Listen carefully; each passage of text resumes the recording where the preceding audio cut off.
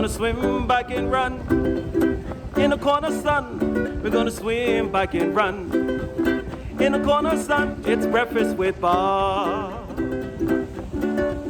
It's breakfast with Bob.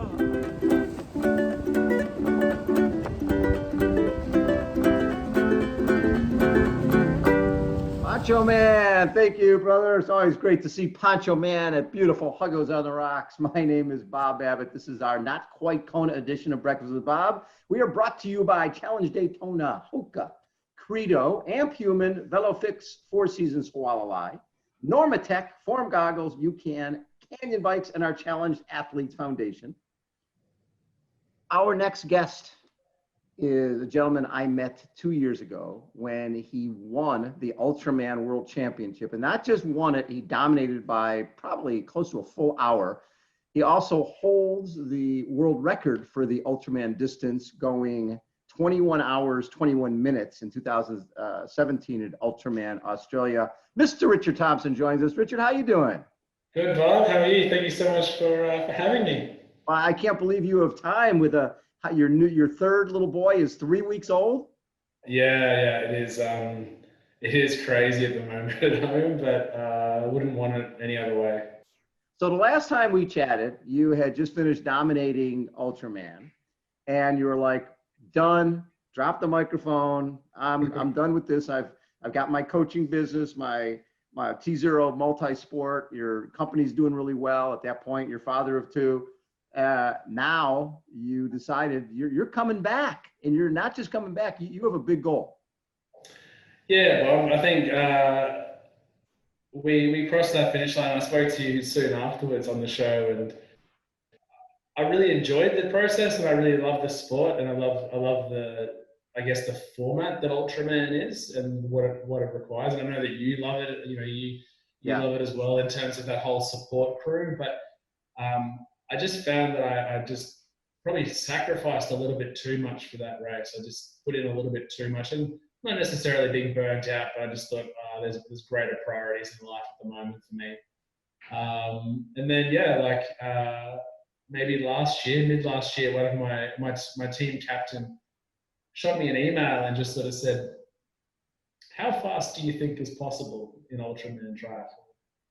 And that really got me thinking, and it's dangerous when that happens.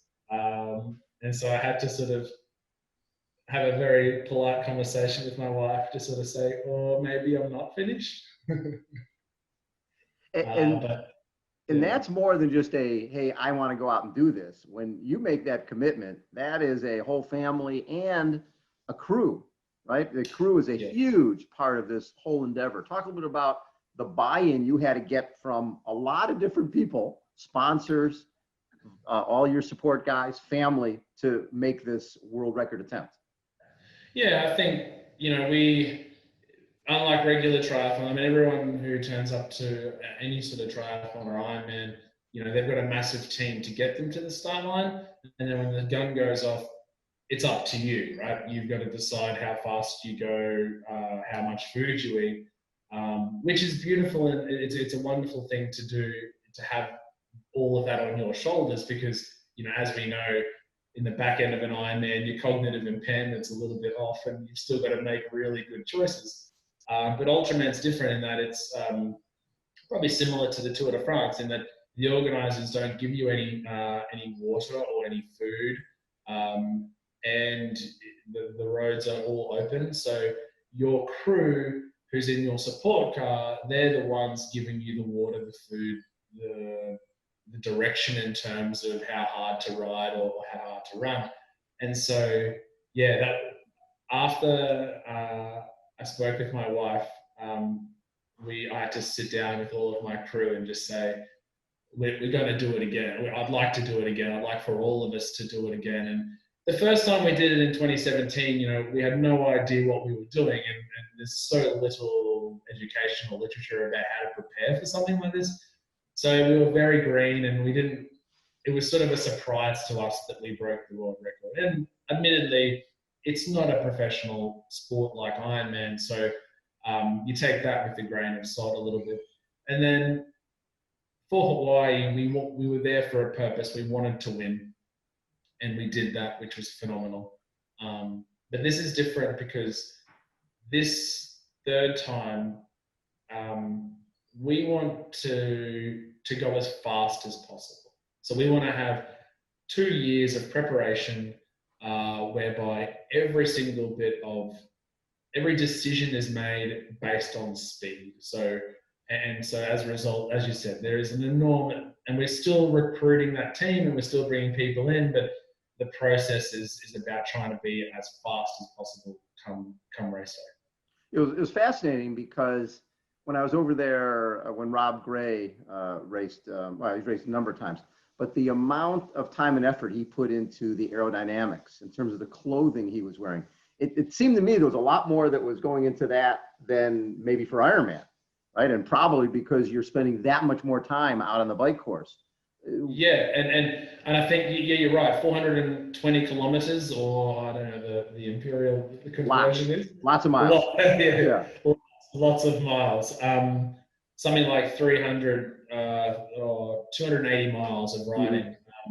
And I think as well, Bob, because there is transition on day one where it's a swim to bike, but because day two is just a solo time trial. 171-mile bike ride. Yeah. Exactly. You can prepare, you can get as many, you don't need to rush in transition like you would for a triathlon. So everything is considered, the aerodynamic, the drag factor of your shoes and your booties, or how far your clothing comes down your arm, and everything is considered. But I think we certainly thought about that in Hawaii and in our previous attempt, but I think that can be doubled down. I think I'm looking at, I want to go through this process and go, there's nothing else that we could possibly look at in terms of, even like the lubricant in the ball bearings of the bottom bracket of the bike, like figure out what the very best lubricant is. Mm-hmm.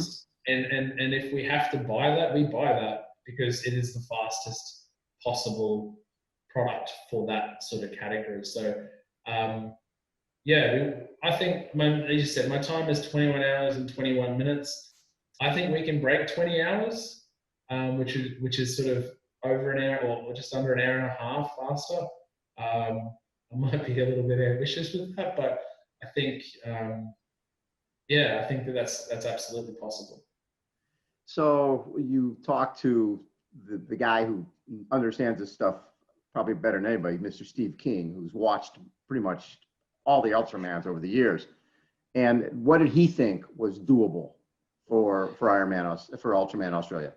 Yeah, so I reached Steve, as you know, he commentates around he commentates Ironman Canada as well, and he goes around to all the Ultramans, and at this stage he thinks I'm still retired from the sport.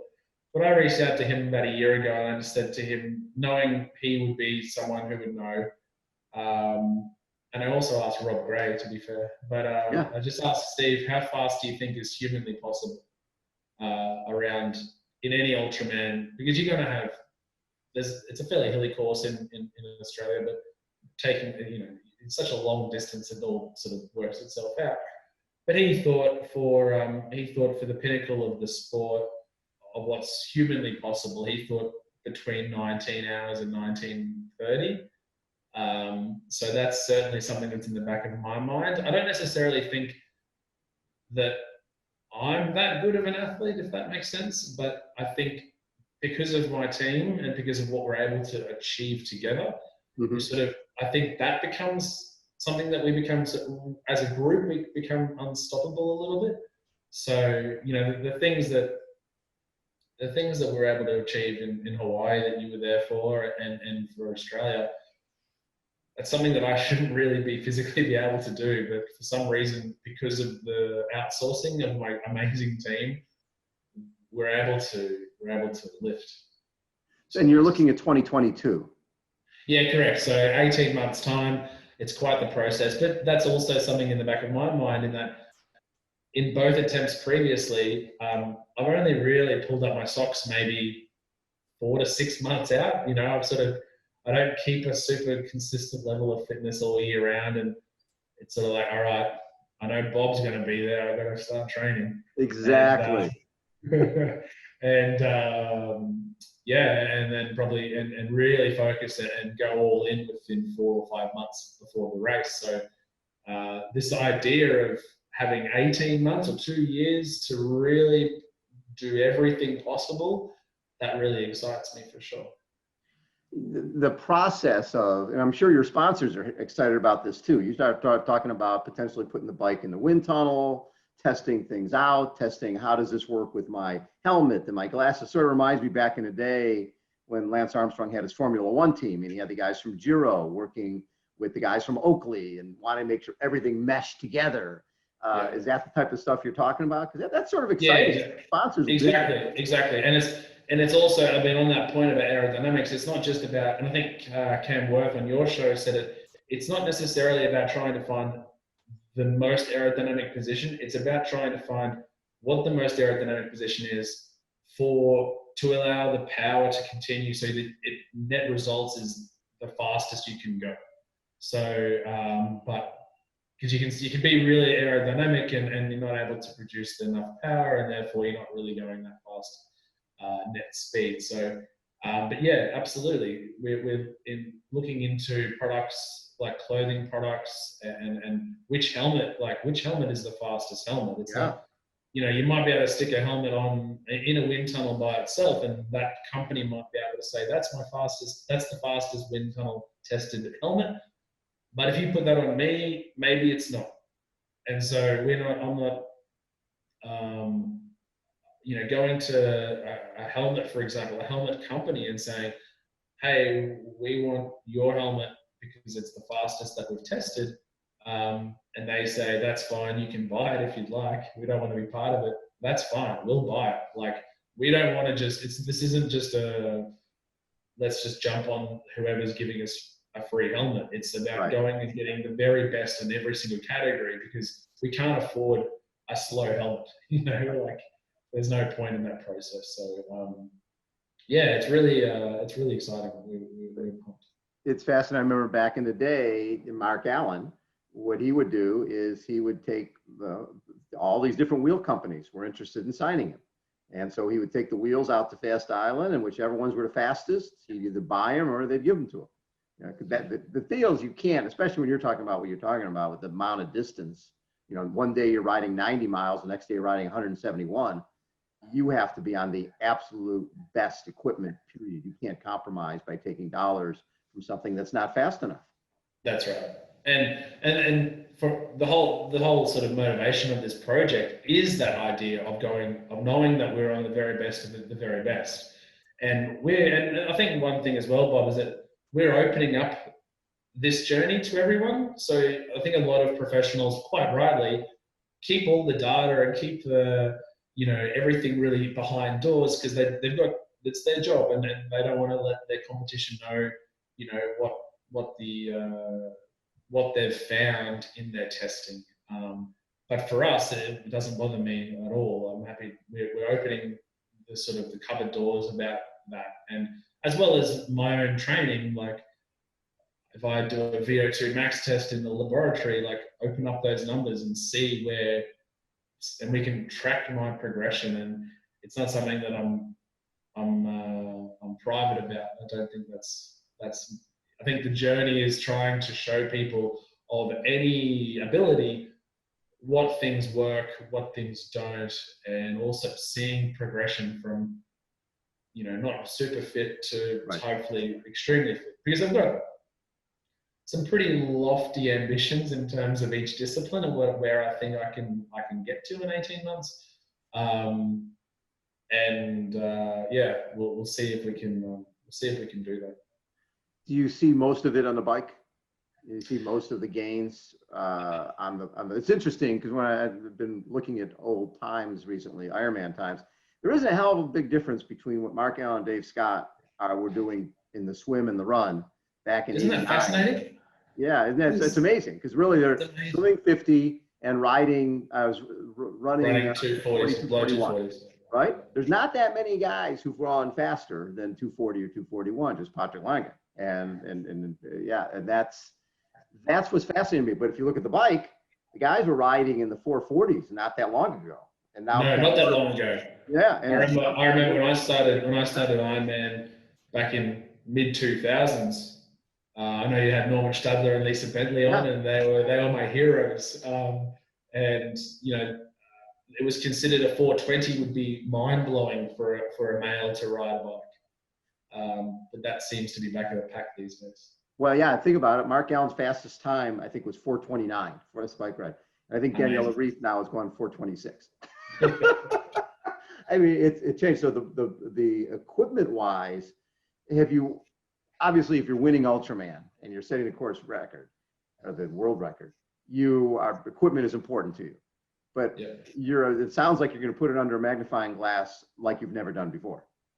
Yeah, correct. And I think that's where huge benefits, huge gains. The bike definitely. I think there's a lot of free speed to come out of the equipment choices and the testing that we do.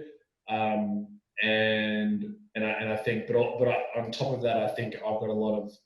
I don't think I've seen myself. I don't think I've reached the ceiling of my ability when it comes to sort of power to weight or how much power I can generate. Mm-hmm. But as you know, like in Ultraman, there's this sort of, as it is in triathlon, but there's this, trade-off between being a really strong cyclist and the body and the physiological changes that happen to your body, and then trying to get that body to run a double marathon really quickly. There's that sort of edge of you don't want to carry too much weight of muscle in your legs to be able to run 84 kilometers or double marathon. So it's about finding the right balance. But I do think there's marginal gains for the swim, but the bulk time comes from the bike. Yeah. And probably a fair bit from the run as well. Well, when you start double marathon, if you cramp, if you have issues, you can lose hours. That's a problem. Oh, that's right. Yeah. And that's where, we'll know, obviously, going into day 3, how well we're tracking cumulative time and what is possible. But as you know, you have to walk the last half marathon. The game's over. So it's when you came to Kona to do Ultraman after winning Australia, what was obviously you're looking at the course profile, it's hot, it's windy. What was the difference for you? What did you see as the major difference between doing Ultraman on the Big Island and doing Ultraman in Australia? Well, you'll remember in 2018, the volcano was really active on the southern end of the islands, and that took out the course. Right. So we had to go over the saddle road into Hilo, which was, I'm more of a larger athlete in terms of weight, and so that middle of the year, the organizer said, right, we're going over this climb, which goes over the dormant volcano, which was about a 50-kilometer climb up Saddle Road. And I was just like, oh, this is the worst, because I'm hoping for a flattish ride, and but what transpired there, Bob, was that Rob Gray was there and a number of other really good athletes who had done the race before, and by changing the course, it meant that we were all debutants or newbies to this course. Right. And so I went out there in Hawaii in October to watch the Ironman, or to coach at the Ironman, and then I also did some reconnaissance over the course, and I felt that I knew the course really well as a result. And so the course change allowed me to be, I guess, more in tune with the course than my competitors. But in comparison to Australia, the weather is just brutal in Hawaii, even in November when it's technically heading into winter, which is hilarious. And especially that we were lucky with the weather, but you get all seasons. I think Hawaii, Kona the Big Island gets, I think, 9 out of the 11 ecosystems in the world. Yep. And we ride up to 2,000 meters or 6,000 feet of elevation and above sea level. And whereas in Australia in May, the temperature is really comfortable, it's really consistent, and there's not too much wind, which helps. Right. For sure. So do you plan to do some, obviously the course because you set the world record there. will you do some training on the course, specific, take specific segments and go, okay, I want to know every aspect, I want to know every inch of this course? Yeah, 100%. And fortunately, Bob, I live about 10 minutes away from the southern point of the bike course. So ordinarily I'm training on it, which is a huge advantage. But what we're teaming up with a data, I guess, a data company whereby we're going to be extracting points of the course on the bike and going through that course a number of times to gather the data necessary to work out, and then hopefully extrapolate that over the whole course on a sort of like a sports science level to see where the best application of power is across the 300 odd mile ride. Because it's not necessary, because of the hills, it's not advantageous to stick on the one number the entire day. So hopefully with the use of a little bit of tech, we can also get a little bit more, the marginal gains can come into it in terms of the actual race plan and the application of power during the race day. Any race, will you be doing some races to use as markers leading in? Yeah. There's a new format coming out in Australia early next year, which is almost like a half distance for the Ultraman, which is a pretty cool idea. So I'll be hitting that up. That's called Ultra 355. And for next year, Bob, hopefully, actually, I'll be getting into some I'll do an Ironman, I think. I'd love to, I guess as fit as I can be to do an Ironman or half Ironman to get some markers out for sure. But I haven't run off the bike in about 6.5 years, so I don't know how I'll go there. Oh, that's right. Yeah. So that'll feel like a sprint for you doing an Ironman. That's like a yeah, I think so. It'll be the idea that it's all done and dusted on the one day is quite appealing. But that's what drew me. That's what drew me to Ultraman, Bob. In that I was always the person that, whether it's in training or the day after the race, I just felt like I was unaffected by the work beforehand. Like I'd do a crazy huge ride on one day, and then the next morning I would wake up feeling like I'd done nothing. And whilst my running off the bike probably wasn't as good as it could be, or even looking at the professionals now that are doing that, and you're like, how that anyone runs a 71-minute half marathon off the bike is beyond me. But when it comes to training and certainly in Ultraman, I seem to recover really quickly and able to turn up the next day without too much fatigue. So it certainly, it certainly helps. What's your best Ultraman memory? My best Ultraman memory. I think, to be honest, I think it was finishing day 2 in Hawaii. That course was brutal, as you said, and it was such a long day comparatively to the ride we had in Australia. And I think we had a plan put together based on the segments and the climbing, and we were one watt out of that plan. Like my strategist just nailed that, and to be able to, and then we crossed the finish line. I think we were holding, I don't know, let's say 300 watts up towards Harvey, finishing off like an 8-hour time trial, and we crossed the finish line. I was feeling good. I'm on the wind trainer, cooling down. You're interviewing me, and I'm thinking, Rob Gray and company, they would have to be half an hour away. Like I absolutely nailed that ride. 4.5 minutes later, or 4 minutes later, they rolled in, and I was like, oh, this is awesome. This is the fact that it's so close and the competition is so good, even at just Ultraman level. It was, it was such a pinch moment sort of feeling that it was a really cool experience.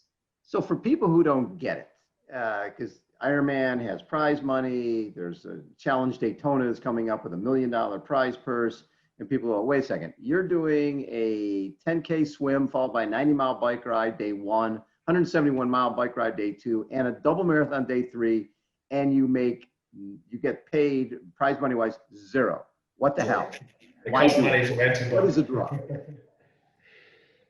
What is it? What really motivates me as a coach, but also obviously as an athlete, is to find what our truest potential is. It's never been about money. It's never been about. It's always been about the process, and it's always been about finding what's possible within your world or within my world. So, I'm stoked that I'm still the world record holder, obviously, and stoked with the results in Hawaii. But I appreciate that it's not a professional sport, and as a result, we don't get the likes of Jan Frodeno and co over. But this process for me is that I want to be able to go, all right, in 18 months' time, I want to put together a performance that I would love for somebody in the upper echelons of Ironman professional racing to go and try to have a good dig at. And I'm sure they'd crush it. I'm sure they'd floor me, but I would like to. I know that 21 hours and 21 minutes is not the limit, absolutely, for me. And then I'm super interested in the process of trying to find out what is humanly possible in that environment, for sure. The crew aspect of this is essential, right? Favorite crew moment from either of your Ultraman events? Any of your So yeah, they're everything, like, honestly, and people, if my driver drives off the side of the road and writes off the car, then I can't finish. It's that simple, and so everyone's role is really important. The best moment was in Hawaii, day one. I'm riding along, and we go down a descent. Maybe it was a mile of descending, technical road, and my computer, like, just flies off the handlebars, and I'm going, I don't know, 50 mile an hour down the hill, flies off the handlebars, and that's long gone. The car, my support car, is banked up from the traffic, and so I'm thinking, all right, how do we, like, everything, power numbers, nutrition data, it's all there. And about 10 minutes later, they drive up next to me and go, how's it going? And I'm like, oh, I've lost my computer. And I probably said it a little bit more fiercely than that, a little bit more abruptly. Anyway, and then we come up to this climb, just a short climb, out near Captain Cook, and one of the crew, Scotty, my business partner at T0, he's got his watch and he's running next to my bike with his hand down below, and I'm like, what's going on?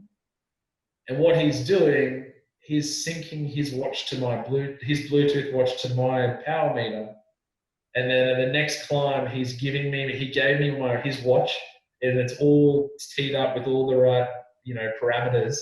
And that's my computer for the next 100 miles of the ride. Wow. And so I was like, man, I was without metrics, without computers for 7 or 10 minutes, and I'm back on even keel. And that's what Ultraman's about. Like, it is a phenomenal team event, honestly. So Richard, it's gonna be a fun journey to watch. Hopefully you'll come back as your training goes along, so we can update everybody on how you're doing. Yeah, I love the that. other side of this is, I think people will follow this and set their own goals and go, okay, well, wait a second, why can't I test my aerodynamics? Why can't I do my VO2 max and do my fat test and figure out where I'm at and set a goal for myself? Yeah, and that's a lot about it, Bob. Like, I want to be able to be open enough and have it accessible so everyone can learn from what we're going through, and they can apply it to their sprint distance, to their half Ironman or their Ironman or whatever they do, and improve in their own field, for sure. Love it. Hey, Richard, thanks so much for taking time. Congrats on your new little one. What's his name? His name is Rupert, and so we've got a team of 3 now, and 3 boys, and I don't know what it takes to get a girl, Bob, but I'm failing miserably at it, that's for sure. You're doing great, Richard. Richard Thompson has been our guest again. The goal is going to be 19, hopefully 19 to 1915, something like that. We'll do our best, Bob. 2022 Ultraman, going forward, Ultraman Australia. Richard, thanks so much for taking time. This is Breakfast with Bob, the Not Quite Kona edition. Thanks everybody for tuning in. We'll catch you later.